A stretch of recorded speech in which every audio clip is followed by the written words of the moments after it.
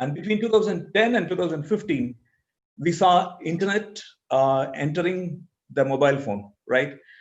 So until 2010, mobile phone was seen separate and internet was seen as a separate thing. And we learned both these new aspects and new technologies, and we knew they had huge potential, and we started using them. But between 2010 and 15, internet entered one equipment. And between 2015 and 20, we started a lot of new businesses that leverage this internet in one equipment. We saw, now, it's our day-to-day life. We depend on Amazon for many of our groceries. We depend on home delivery of food. We hire a cab over our mobile applications, the Ola, Uber, Amazon. This all happened and entered our life in this period, 2015 to 20. Whoever were ready before 2015 benefited from this boom. And our prediction is between 2020 and 25, we will see internet entering all different equipments out there in the globe, right? So imagine the potential this will have. And insofar, we were expecting this to happen maybe a little earlier, but it never happened because people are also a little worried about the impact of internet entering into every equipment, and how what are the implications with respect to confidentiality, what are the implications with respect to privacy, what happens if there is a hacker, and all these worries were there, and we were not taking that leap. But what COVID has done is it has created situations where using internet in this new manner is going to really help us face the challenges in the coming years, right? So it's really like, COVID has really halted our life, and it has thrown in a lot of surprises. But one thing that has not reduced is the way we use our mobile phone. In fact, it has increased. We are more connected than ever before via our mobile phones, and we will see that this will now accelerate. Internet will enter more equipment, more and more things will be done over the cloud. And when I say this, you may find it a little difficult to visualize what is this we are talking about. So when we talk about industrial revolution, we always think about industries, machinery, maybe mass manufacturing of cars. But we should also remember that even today's agriculture is an industry, and there's a lot of potential there. And that's one basic need where we depend on. So let me give you an example here. So when we look at, so let me give you an example. When we look at today's world, we depend on a lot of items from the industry, right? Like today, each industry has its own IT systems, and there is a lot of limitations in terms of how one industry communicates to the other and shares the information. And this is the way the businesses operate today. And when you operate like this, there is a chance that something else can come and disrupt your business. So today, most businesses are shut down because of one virus, right? So this is how we are today. But the fourth industrial revolution, we expect a lot more interoperable systems wherein the disruption can be a lot less. And Industry 4.0 is also about intelligence. So how we intelligently combine the data and how we leverage information is also going to be a key thing. And of course, it will span across industries. So this is going to be the new normal, and we will have a connected world, a smart decision, and a lot of new business models. So we will see new terms like artificial intelligence, augmented reality, smart contracts, all operating on top of this connected world. So let me give you an example here. We all have a kitchen in our home, and the kitchen is a very expensive affair, be it to construct it or to maintain it. You need an energy source. You need a stove where you can do your cooking. There is a wash basin where you have the plumbing lines to connect water intake as well as the outtake. You have your mixer grinder, you have your fridge, you have so many things in your home just to prepare your food and consume. And imagine a world where all this is centralized, at least at a city level or at a community level, and then the food is delivered to you automatically, right? This will have a lot of efficiencies. So even today, if you look at how we get our food, there is a lot of industrialization that has already happened. uh, when you look at your cooking oil, or the way the fruits reach you, or the way your meat is packaged and sent to you, this is the world we already live in. We don't see it this way. We normally see it this way, right? We see them as packaged food products sitting in our kitchen cabinet, but in reality, this is how they are produced. So we already live in this era, but then we go to the shops. The supply chain is still hugely manual. Of course, there is a lot of IT systems behind driving the supply chain, but how the last miles are usually done by human hands. And in the fourth industrialized world, this may go off. Even today, we are already very comfortable ordering the food online. Imagine 5 or 10 years from now, when you place an order online for food, the whole thing is prepared automatically. The order is received by a machine, and it processes the food automatically. It packages it automatically, and then it reaches you without a human hand touching it. Maybe there is a car that goes, picks it up until your gate, and then your personal drone goes, collects, and gives it to you. When you imagine this is this may look like a sci-fi movie, but then we are not far away from this. Even today, when you open your food order application, it says, do you want a no contact delivery? So this is probably the new no contact delivery, maybe 2 years down the line. This also has a big potential in the entire supply chain. And at the other end of the spectrum, it starts with agriculture. Today, if you look at it, agriculture is one of, particularly in a country like India, agriculture is one of the least automated industries. However, there is a huge potential for technology to be used in this space. Today, farmers don't have any way of predicting the demand, but with artificial intelligence and technologies like the Industry 4.0 world can enable a farmer predict the demand and make sure he plants food in the right time. And a lot of work that he does manually can be automated. And this will streamline the supply chain. It will also remove the middleman. So there is a lot of potential that can have on the other side. I know on one side, if you simplify the way people order food and get it, the same technology can also be applied to help the other end of the spectrum as well. So we spoke about agriculture, but I also wanted to tell you about the potential in every single industrial space out there.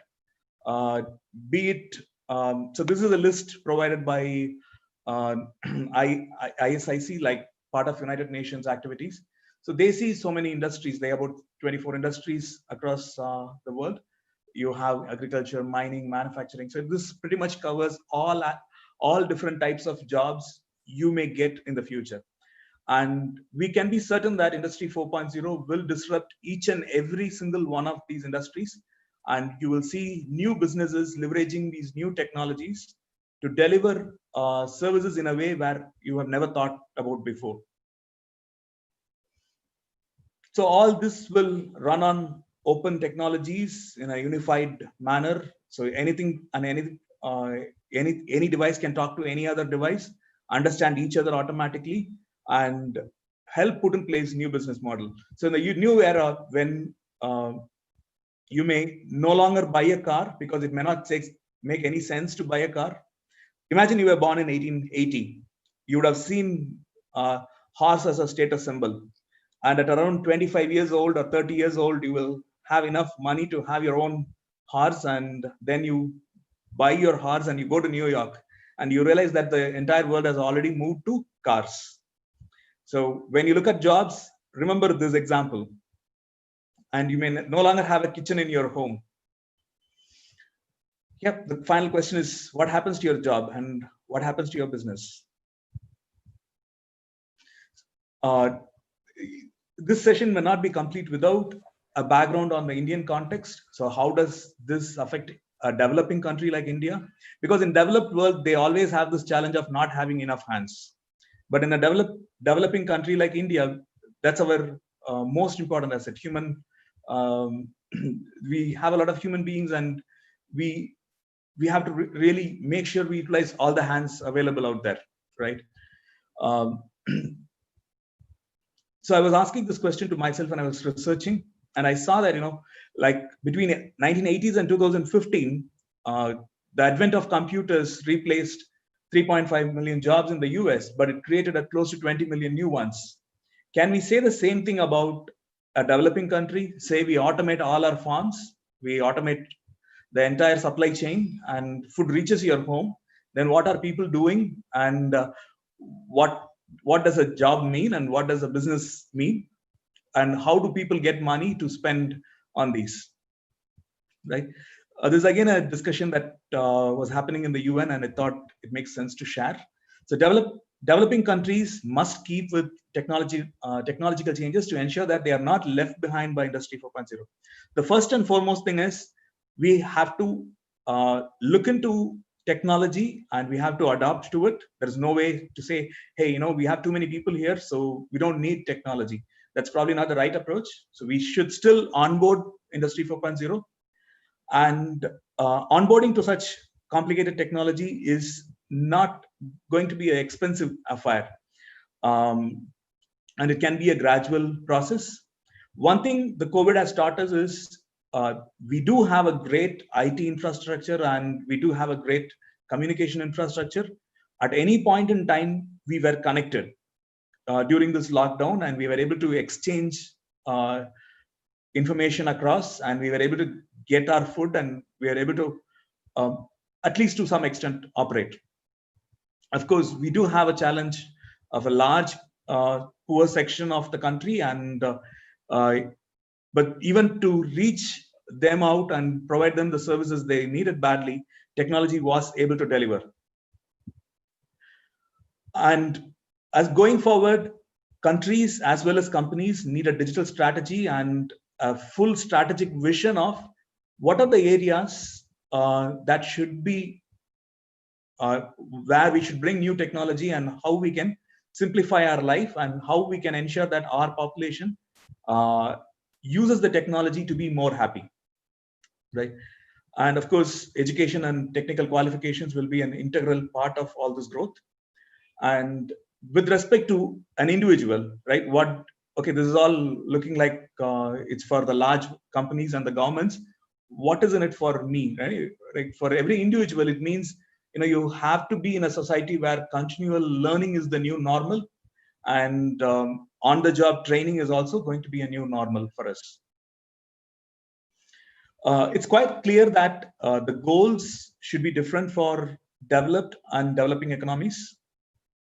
And we should also upgrade our laws and legal systems to understand and operate in this post-fourth industrialized world.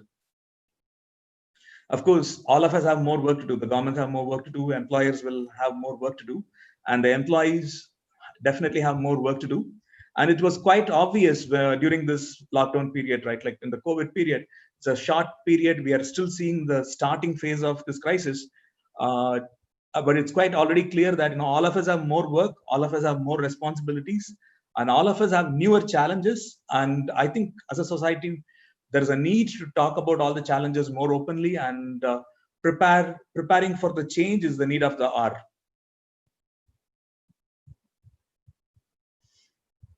And when we look around, I think globally, everywhere human beings are struggling to cope up with this new challenge that is thrown in by COVID. And we're also seeing that the world as it is not really prepared for a major technology shift like the Industry 4.0. And in the Indian context, We were underprepared when Industry 1.0 hit. And by the time of independence, I think we were, it's safe to say, we were at least 200 years behind the Western world. Today, we have covered a lot of this gap, but we should understand where we have succeeded, we should understand where we have failed, and ensure that our success remains, and we should not go down the wrong path. So in the context of job, so finally, we have seen the historical perspective and we have seen the future potential. Let's look at what it means for us as an individual.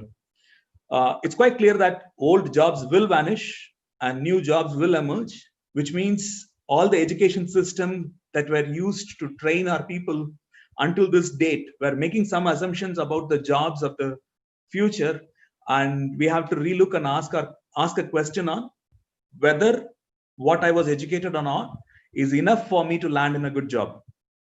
That's a question each individual will have to ask, because the change is so rapid. Each individual has to bridge the gap now. And typically, anything that needed physical labor, like in manufacturing, retail, accommodation, food services, etc., will vanish. And anything with respect to data collection, processing, and decision making will also vanish. For example, today, there is a lot of buzzword around digital marketing, and they say that's the next big thing. And even within digital marketing space, for example, 5 years ago in our businesses, we had a bunch of people doing digital marketing. And I would say at the time it was more brick and mortar. So we had, say, the team size was the same. But today, when we look at the same digital marketing space, we have new tools. So we don't need the same knowledge we needed 3 or 5 years ago. Or I would say the knowledge is still the same, but we don't need the same skills we needed 3 or 5 years ago. The team is still the same, but we had to upgrade them on the skills to do the new job, right? What we used to do manually with respect to digital marketing 3 years ago are no longer done manually now. And we depend on computers and software robots to do the work. And we need the human beings to manage the software robots. This is the kind of shift that will happen even in the newer age job items, right? So even if you look at Indian IT industry, a lot of our IT industry success was based on the huge number of employment it generated with respect to data collection, data processing, and helping with decision making. Today, software robots can replace most of these jobs. So even in new age industries, people have to upskill and stay relevant. But there are some industries where there'll be new jobs. I did mention that in the past people died before they reach 40, but now people are living longer and longer. People will soon start living more than 100 years. So elderly care will become a green space where there are a lot of new opportunities. Green technology will also be a new one, right? We all saw how these lockdowns cut down on pollution and what it meant to our lives, right? Like we know we were breathing cleaner air. The summer wasn't as intensive as we normally had in the last few years. So green technology will take off. And in terms of consumer goods and services, new jobs will appear. And training, skill development will become a very important new age thing. And emotional well-being will also have some new challenges thrown in. With people being connected more and more via digital means, the need and the way emotions are addressed will change. And I think that's again a big opportunity. And the lifestyle changes are going to be huge. People will have more time, entertainment space will grow, and there'll be new jobs in the security, privacy, and confidentiality areas. It's quite clear people who depend on old jobs must migrate, but I think I'm addressing a group of students who are about to enter the job market. For you have to look at what you are taught in school over the last 20 years and see how you have to upgrade yourself to face the new job market out there. And on-demand work will become a standard now. People will work more from homes, and people will also work lesser number of hours. Uh, and people will be hired only based on demand, right? It's already happening. If you are a cab driver, this is how you are working today, right? You are driving a Ola or Uber, it's on demand work. So you decide when you want to be active in that work, and you decide when you shut down and go home. And you also get a ride only when there is a demand, right? It works both ways. And this will start happening more and more across all types of jobs as more and more equipments come on board the internet wave. And of course, more free time means more time for self-development and more time for entertainment.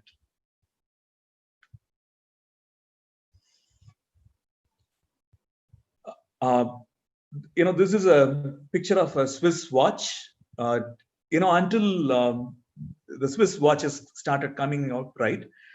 Machines were ugly and rugged devices, and jewelry was something else, elegant, ornamental, and of a completely different value. These Swiss watches, they are well known across the globe, and they are a fashion statement. They are a lifestyle statement, and it's a prestigious thing to own one. How did this ugly machinery and this elegant jewelry thing combine together, and how did this industry start?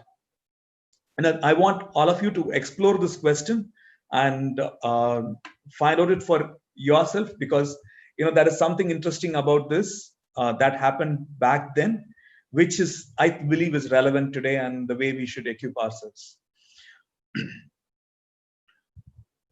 So Industry 4.0 is about education, and Industry 4.0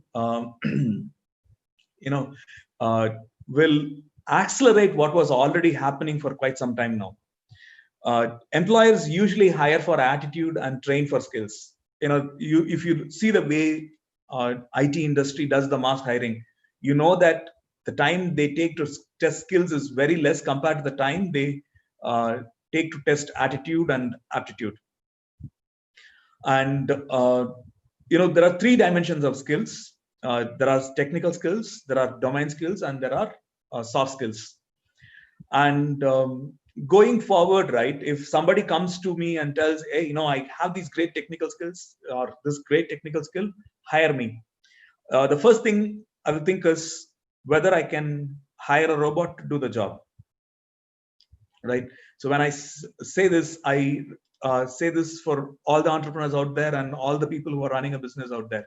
Because when an employee comes and says he has one skill and he wants to be employed, the rate at which the jobs are changing, the businesses are changing, it's extremely difficult to upskill and redeploy him in another skill. So what we look for in people is an attitude to learn, an attitude to train themselves in new skills as the need arise. And this is where we see these three dimensions. We need the attitude to learn the right technical skills, the right attitude to learn the domain skills needed by the job, and also the soft skills that are needed to negotiate your way out of when to learn something new, when to unlearn something that you already know. These are the real qualities. What you know today doesn't really matter. How you learned it, how fast can you unlearn that, how fast can you relearn something new, matters a lot in today's world. And I think this is what will make you Industry 4.0 ready. So it's not about what you know today. It's about how fast can you learn that one more time, or how fast can you unlearn and learn something new, and how you can be a package of all these three different dimensions: technical, domain, and soft skills. Because if you just know one of this, the first question is, can a robot do the job, or can I delay the hiring decision? The last thought I want to leave is about educating yourself. So you have to compete with robots. So there are some areas where robots cannot compete with you, and those are the areas where we should be the best, right? So in terms of moral and ethical decision making, robots are not there yet, and they'll need a lot more time before they can do that for you. And maybe they will get there one day. I should also say that. In terms of compassion, altruism, loyalty. These are skills that robots cannot learn. And social responsibility. And when there are value related conflicts, this COVID is a great example of value related conflicts, right? You lock down the economy. On one side, you have a lot of poor people who are going jobless. They don't have anything to eat. So what are you trying to protect, right? This is a value conflict. And how do you handle that? We need people who are able to meaningfully debate and democratically take decisions around these questions. So these are the kind of new age skills we need in plenty.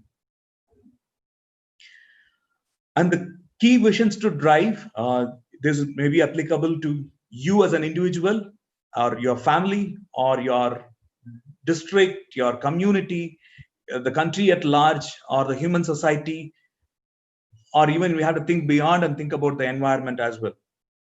So the visions to drive, we have to be a knowledge-based society. There is no two ways about it. And when we say knowledge, does it mean the 20 years we spend in school? Probably not. Because just go back 70 years ago, or even most Indians still manage to do it. They step out of the house, they look at the sky, and then they can tell the time, they can tell the direction. And you go to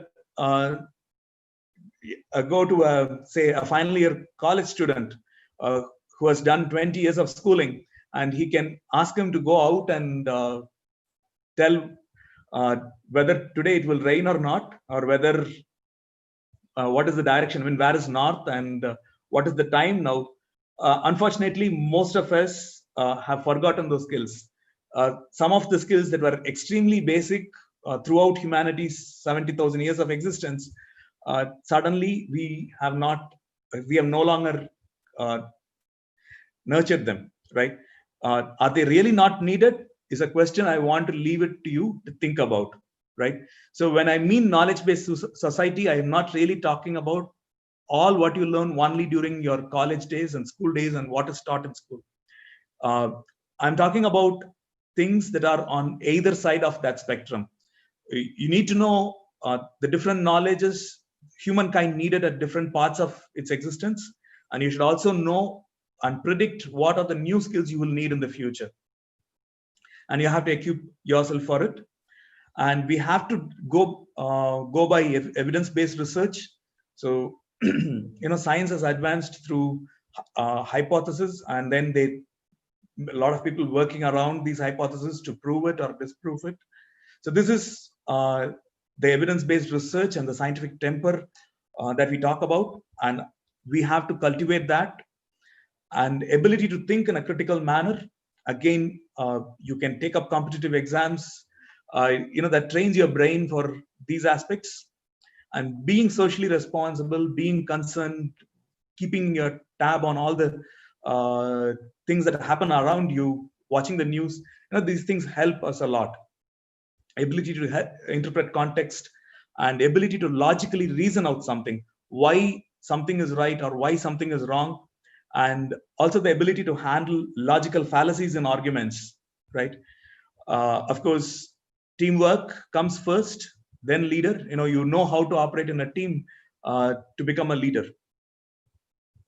Of course, you should also understand the history and context of the constitution, legal systems across the globe, and the differences and nuances, to function in this new framework and improve them. So I mentioned a bunch of things. There's a lot of text in this slide if you look at it. But then, we are talking about a few human skills. You need good language skills. You cannot say, oh, I'm technically good, but I cannot communicate in this world. You need great listening skills, because most of the ones in the middle column depends on your listening skill than your speaking skill. The third important aspect is storytelling. We are living in a storytelling world. You have to have the ability to make your case through stories. By story, it may be a corporate presentation, it may be your resume, it may be your business pitch. But we live in a storytelling world, and you should have the skills to tell a story. Of course, you should be more cross-culturally sensitive. We are living in a globalized world. Though the COVID situation has shown how each one are more dependent on our local communities than a globally interconnected world. I do believe that the globalization is here to stay, and uh, aspects of cross-cultural sensitivity will help us learn more and achieve, realize our human potential more. And of course, you need more negotiation skills coming forward. If you are going to be hired on demand, then negotiation skill is going to be a very key part of what you have to cultivate. At large, I think we should also learn how to redefine the way we define success in life. Success in life cannot be a material definition. It cannot be, okay, a car bigger than what my previous generation bought and a house bigger than my previous generation bought is not the definition of happiness in life. I think success in life can be defined in a more balanced manner in terms of money, power, material, knowledge, people, etc. It's not about oh no, you don't have to go behind money. No, you have to go behind money. You have to go behind power. You should have sufficient material in life. You should have sufficient knowledge in life, and you should also have a good social network for yourself, right? So it's a balance across. It's not one over the other. Is all I'm trying to tell here. And of course, we have to create the right atmosphere in the developing societies to face the challenges posed by Industry 4.0. I do believe in developed economies, Industry 4.0 is a lot easier than in developing societies. There are more social challenges there. Coming to the last slide. So the most important skill is to click on this I'm not a robot button. In the middle of difficulty lies opportunity. The challenges ahead will make us more human. The last 70 years, at some point, we forgot being humans. We were learning extremely sharp skills, and we got employed in those jobs, and we spent for 30, 40 years doing just that. I think that era is gone now. That as an era of assembly line and the era of Industry 2.0 is gone now, and we will need more emotional intelligence to survive. We have to be more empathetic. We need to have better communication skills, and of course, we need to appreciate the human values and the environmental values a lot more post-COVID. I think so. In a nutshell, we are not talking about can I learn just this one thing and get a job? I think that era is over. Okay, we have to really understand and appreciate that era is over. We have to equip ourselves in multiple disciplines to face the future. And with that, I come to the end of the presentation. Thank you again for the time today and the patience listening through this. If you have any questions, I'm more than willing to take them now. Thank you, Mr. Bhagat. Bhagat, thanks for your sessions today. Bhagat, your mic is muted. Yeah, thank you, Bhagat. Thank you, sir. Dear students and my dear faculty team, thanks for organizing this session. Bhagat, amidst your busy schedule, you are with us today, and I'm happy that you have interacted with my budding managers. So students would have been highly motivated. So I take this opportunity to thank you, and I thank Dr. Sabari Rajan and Sugashni and Arun, who are behind the coordination and technical support. Now with this, students, if you have any question, you can raise to Mr. Bhagat. Yeah, I could see my alumni Hari. Hari is here. Thank you, Hari, for your participation. Students, if you have any query, you can ask Bhagat.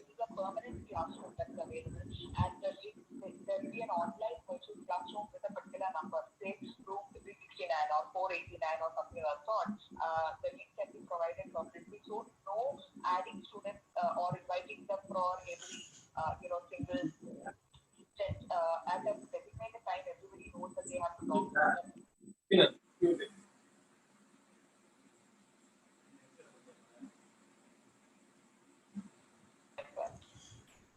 So that is how simple it is to create. So all that is required is to create the name of the course.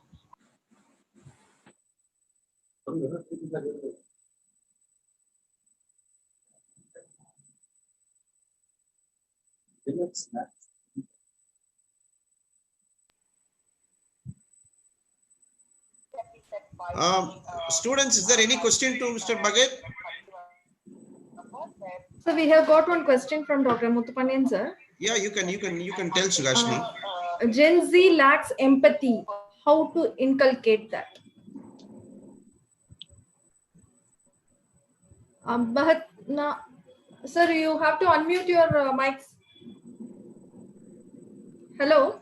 Yeah, sorry. I had an audio disturbance. I couldn't get the question. Okay. Gen Z lacks empathy. How to inculcate that? Yeah, I don't know how to inculcate that, but I know where the problem started. So I will tell you where the problem started, and then I think everybody has to figure it out for themselves. As I mentioned, we need that scientific approach to everything. So in human body, we have these hormones. There are 4 hormones known as the happy chemicals. Okay, I want all of you to go and research on what these happy chemicals are. So there are 4 of them, and all 4 of them make you happy, right? And when you use your mobile phone today, you get one of that in abundance, right? Like when you are using your social media, when you use your Facebook, you are using your Instagram, you get an overdose of dopamine in your blood, and that makes you happy. Because that is making you happy, you forget that there are 3 other chemicals, and that's the primary reason why you are lacking empathy, right? So a good happy life needs all the 4 different chemicals for happiness, because each of these happiness are a little different, right? They are little different. So people who are used to dopamine think that is the only way of getting happiness in life, and they are forgetting the other 3 happiness. And I want all of you to do your own research on what are the other 3 chemicals and how you get that, and you need to balance them out.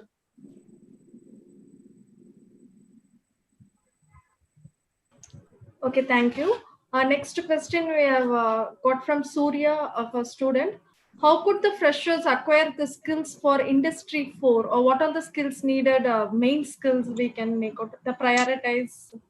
Say, when we talk about industry 4.0, we talk about every businesses out there getting disrupted and changing, right? So irrespective of which industry you are going in, it's going to be a massive change. So that is not like, okay, oh, you learn. So there was a point, right? Like when people said, oh, you learn Java, you'll get a job. When it comes to IT industry, or when it comes to another industry, or you do an MBA, you will land in a job, right? Thank you. Yeah. So we normally had this world where you learn this, you'll get a job. Unfortunately, in the next era, it's not going to be like that. There are a few industries that will grow faster, and more opportunities will pop up. But in general, I think you have to understand yourself a little bit more and understand what kind of job fits you, right? And then search for opportunities in that space, and then go behind this. I think you have to understand yourself a little bit more, and each one of you will know what suits you, right? For example, elderly healthcare is one big opportunity. Some of you might have been extremely passionate about becoming a doctor. You would have studied all your life, you would have given your exams, and finally you would have realized that in India we don't have enough seats to become a doctor. And but then finally you chose engineering because that was the next best option, right? The parents wanted to choose. Okay, I had a dream, but it didn't happen. My parents wanted me to choose this. I chose this. There will be plenty of such people out there. But please understand that, that's the fundamental thing that drove you to become a doctor, right? If it was not money, it was something else, which means you are passionate about taking care of people, right? So if that is what your passion is, then look for what are the new jobs that are emerging in that area. So there is a Japanese principle called ikigai, and that's about understanding yourself and understanding what skill that you have is something where the world is willing to pay for, right? So I have a particular skill, and the world should be willing to pay for that skill, and that should be a match. So there is no generic answer to this question. You have to understand yourself, and you have to understand what aspect of your skill you're going to nurture to land in a job that you like, and that's real happiness finally. Thank you, sir. Next question we have, like, the important current situation we are facing, unemployment problem. How can we overcome the situation now? As I Sneha has said, asked that. Okay. yeah, as I said, there is unemployment problem. There is unemployment problem. If you look at Indian tax paying records over the years, it's not a new thing. COVID thing has, of course, it has knocked off a lot of people from our regular jobs, but still, even if you look at as a country, only 10 to 12% of Indians pay taxes, right? So only 10 to 12% of Indians earn enough to pay taxes, or even at least file returns saying, oh, this is my income, it's not inside the taxable limit, so I don't have to pay taxes. It's just 12%, which means the rest of India, which is about 88%, at some level or other, depends on government support for their survival, right? So this lack of jobs is there in India, right? COVID has only made it worse. And for you to land in a job, of course, that's why we always crave for, that IT job or this management job where, you land in a job and then you live a middle class life, right? And some of these jobs will go away, which is normal. Okay, like first understand that what is happening now is normal. What happened over the last 70 years is abnormal, like 70 years of peace, and that's abnormal. What is happening now is normal, and we need normal human skills to survive through this, right? So first understand that this change is normal, and we need normal human skills to do it. We have done it for 70,000 years. Each and every grandfather of yours managed to have kids, and your parents their parents, they had kids, and then they have kids, and then you are here. So you have been successful. Your lineage never ended. You had the basic skills. Look within you to understand what are those skills and understand them. I hope it's not philosophical, but the reality is that. Okay, thank you. Next question, like, how to unlearn the things we learned and learn a new thing at a faster rate, which should not be able to predict whether it is required or not. Vadivikarasi has asked that. Yeah, great question. The first aspect of learning is zero ego, right? Learning, they say, right, as you age, your learning stops. Your ability to learn stops as you age. Okay, that's not entirely true. Our learning stops when we have ego, right? When we have ego, our learning stops. The first and foremost thing is you have to cut down your ego and make it zero, because without making your ego zero, you will not be listening to a master, right? You need a guru to teach you, right? Like we come from a civilization where we need a guru to teach you, and for you to learn from them, it can be a YouTube video, and the guru may not know you or need not know you today, but you still have to cut down your ego so that learning accelerates. You should have zero ego about learning. Oh, I already know this. The moment you have that thought, learning stops. Thank you. And next question about agriculture. Agriculture is the backbone of our country. How to make an agriculture product as a brand? Mohan has asked, so that agriculture products can we make out a higher price for agricultural products? Yeah, this is say amid all the difficulties, I see COVID as an opportunity in the agricultural space. Even if you look at the government announcements last week, some of the announcements were particularly targeting the agricultural space. I think everybody realizes that there is an opportunity here to fix some of the past mistakes in the agricultural thing. I do have a different opinion about how some of these things are targeted. On the other hand, in general, I do see COVID as an opportunity to fix some of the past mistakes in the agricultural space. If you look at global agricultural landscape, every country, whether they admit or not, they subsidize agriculture so that the price of food doesn't go up, and most of the people living in the country get the food in their hand. on one end, if you increase the price of agriculture, the farmer gets more, but the people then have to earn more, right? So there is always this. This is that one question where there is a conflict of two good things. On one end, you want everybody to be fed. On the other end, you want the person who's cultivating to be rich, right? Both are right, and we have to balance. Today, if we look at the Indian sector, there are two major challenges. One is prediction of demand. The farmer cultivates tomatoes, and then he realizes that every farmer cultivated tomatoes. By the time he brings the tomatoes to market, the price crashes and everything is gone. This is one main problem. The demand is not predicted. Artificially intelligent algorithms can predict demand in the future. It can tell the farmer, hey, if you cultivate tomatoes today, 3 months from now, it's going to be enough. It's going to be good enough for you, right? So technology can change this aspect of prediction in a very big way.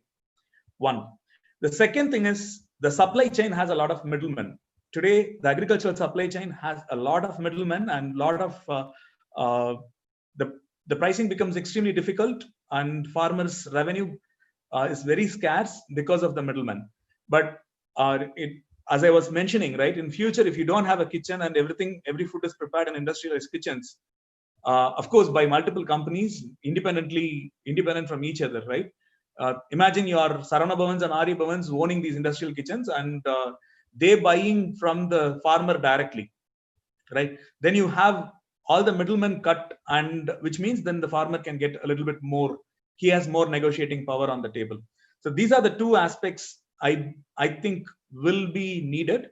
So the middlemen will have to go out, and technology has to disrupt all the middlemen out of in the farming industry. The second one is technology has to help the farmer predict what he has to cultivate today, so that by the time it comes to market, there is a demand for it. Okay, thank you. Next question is apart from the academic degrees, what all the extra courses we need to do for enrich our knowledge? Is it really needed for doing the extra courses? Like if some engineering student means they will do extra Java like that, how far it is worthable? Priya has asked. See, please spend time with soft skills. I think we discussed about this enough. Say the new age skills are going to be like that. I am not human is the most important skill here, right? I mean, I'm not robot. You have to go and click the I am not a robot button, right? That's the most important skill here, which means you have to improve your soft skills. Read more soft skill development books. Read more, attend more workshops. Say, for example, transactional analysis and these kind of workshops. I think these are the skills you need to first look at, because this will help you understand who you are. Most when I go and interview, right? Like when I as part of my business, I go and conduct the campus interviews, and each year I meet at least 1,000 to 1,200, 1,500 people each year. And most of these students are completely clueless about who they are, what they want in their life, what will make them happy. For one person, playing a violin will probably make him absolutely happy. For the other person, saving a person may be the one that will give him that feeling of fulfillment. So people don't know what will help them, what is unique about them that will make them happy. They are clueless about it. So attending these workshops and reading self-development books will help you find who you are. And once you know who you are, it makes it a lot more clearer on what you should do next.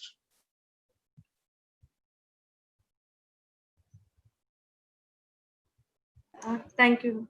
Next question. Can you explain about fair trade practices, what we are following in India? Josephine has asked. Fair trade practices. Fair trade. See, don't worry about that question. Okay, that's from the last generation. I already think it's in the past. Let's not try to answer whether it is fair or unfair. Let's make sure the future is fair. Okay, thank you. Next one, Titus has asked how to export our own brand product to worldwide, export oriented. Export oriented, right? so what are the things that we here in India can do and then export to the entire world, right? These are some of the main things. I think Indians have done quite well on that front, right? Like be it the IT industry or be it the way we have branded and marketed yoga now. I think we have done a reasonable job there. And this question comes from a budding entrepreneur, right? Like this question normally comes from a budding entrepreneur who's looking around seeking opportunities. Hey, can I take this and sell it outside? Can I take this export? Export market is still a very attractive market for Indian entrepreneurs who are starting up now, purely because the conversion rate is simply in your favor, right? $1 is equal to about 70 or 80 rupees, and €1 is about 80 or 90 rupees now, right? There is a conversion advantage, and as long as it lasts, it's a great business to be in. But today you can enter the services industry, IT services industry, export something because there is a brand that is already available, right? Infosys and TCS have built a brand, and you leverage the brand to do something. But if you want to come up with your own brand, then it has to be your original idea, and then you need to have the storytelling skills to tell the world why it's an original idea and why it's so unique and why they badly need it, and without that their life is not going to be happy.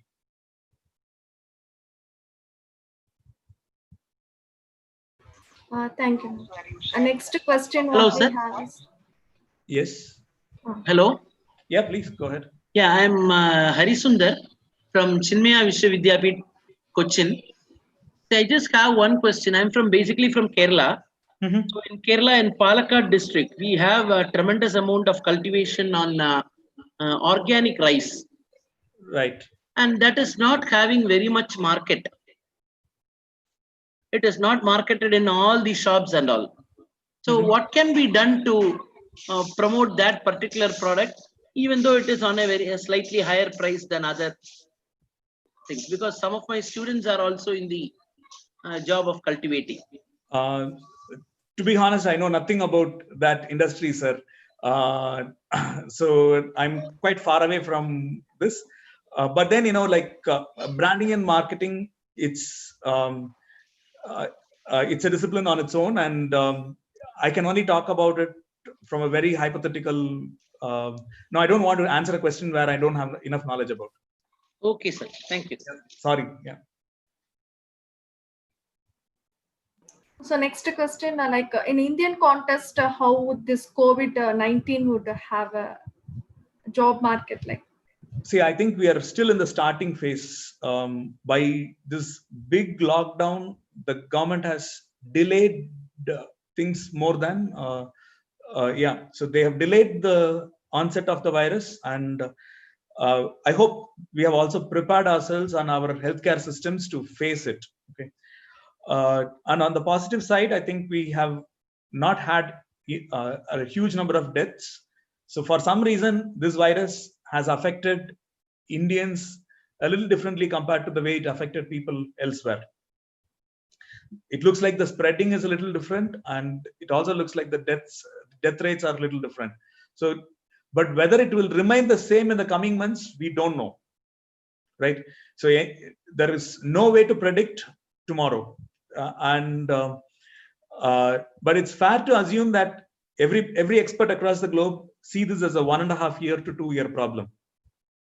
So which means these aspects of lockdown and occasional shutting down completely is going to stay for 1.5 years, which means most of the things that are going to happen now are going to be digital. And the last mile alone will be done through minimal number of humans doing. So it's very difficult to predict the future, but I think you have to spend time learning how to thrive in a digital world with only the last mile in the physical world, because pure play digital doesn't mean anything. I mean, I cannot send food over my mobile phone, right? It'll be nice if I have an application, I click food, then I keep my mobile phone on a plate, and then after 5 minutes, there is food on the plate. It doesn't work like that. You need human hands to finally complete the chain today, as on today, right? So keep your eyes and ears wide open, look at things around you, keep yourself, read news from multiple sources, right? Because one source can be biased. We see, right? Like one source can be biased. So you need to read from multiple sources and then pick out the context out of it and then be prepared. Okay, thank you, sir. So recently, next question, last question, we can end up with this. Recently, our central government announced about supply chain management, and they are planning to introduce more production-based companies. Will it have the impact on the job opportunities for freshers like us? Prabhavati has asked it. Yeah. See, my honest answer to this question is, even when they first announced Make in India, back for 4 years back, 4 years ago, I was one of the first few people who felt, this is far away, disconnected from reality. This is not going to yield the result that India needs, right? I have the same opinion about most of the schemes that are announced now, except for a few in the agricultural space. I have the same opinion about most of the announcements over the last few weeks. I think we as a country lag in a very big way in terms of our approach and understanding of science. And science leads to technology, and technology leads to job creation. That's the way India, the world has operated, right? Right from the invention of the wheel to right from the invention of fire, everything has been like that. Indians, for some reason, believe that they can buy technology and address the problems. It is not going to happen that way. You need really fine understanding of science and technology for you to survive in this world. And please do not think somebody else will come and create the jobs for you. It is not going to happen. You are going to create your job. This is going to be on-demand employment. So you are going to be an individual enterprise. I know this is a hard answer and this is not something you wanted to hear, but this is plain and simple truth. Okay. Thank you. Next one is data science, whether it would be useful for MBA. Kirtana has asked. Yes, absolutely. Data science in any field is useful. Data science in any field is useful.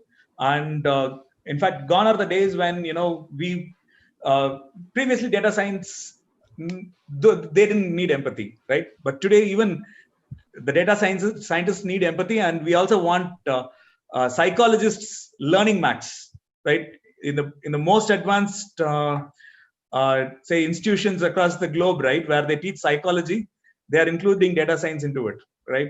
Maths and data science into it. So please don't think you can stay away from maths. Everybody needs maths,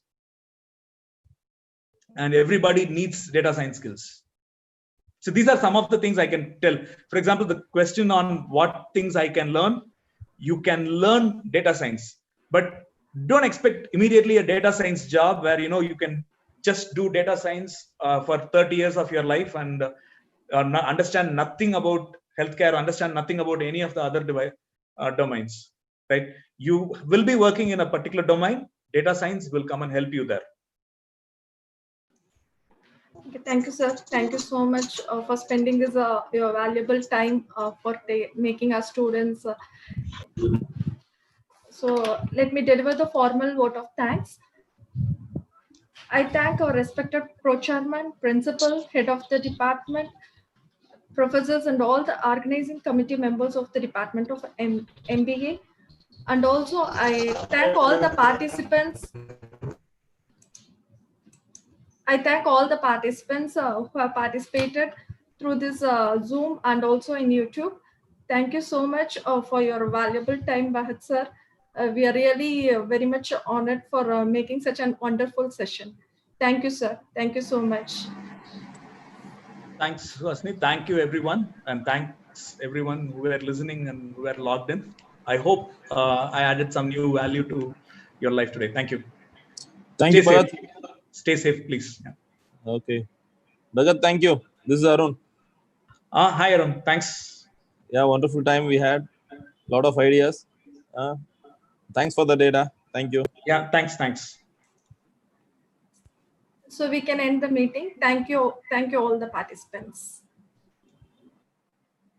Thank you, Reda.